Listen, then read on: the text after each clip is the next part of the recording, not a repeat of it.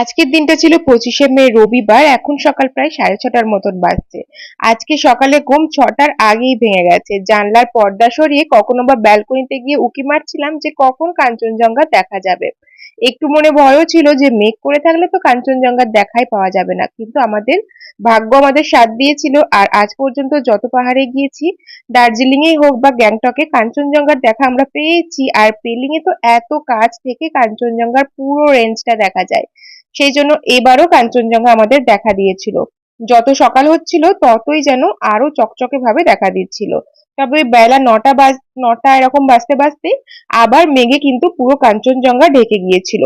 সকালবেলায় আমরা দেখতে না পারলে, মানে আমাদের হোটেল থেকে যদি ভিউ না থাকতো, তাহলে হয়তো বা কাঞ্চনজঙ্ঘা এইবার আমাদের এই ট্রিপে দেখাই হতো না।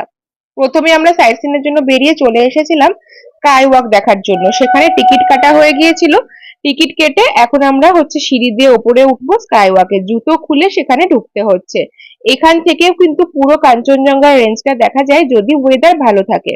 পেলিং এ তো বেশ রোদ ঝকঝকে দিনই ছিল, তবে কাঞ্চনজঙ্ঘার দিকে হয়তো ওয়েদার খারাপ, সেই জন্য ততক্ষণে কাঞ্চনজঙ্ঘা ঢেকে গিয়েছিল। তবে স্কাই ওয়াক থেকে চারিদিকের ভিউটাও কিন্তু অসম্ভব সুন্দর। আর যেহেতু রোদ উঠেছিল, দেখবে পাহাড়ের বৃষ্টি বসে বসে হোটেলে বসে বা এক জায়গায় বসে দেখতে ভালো লাগে।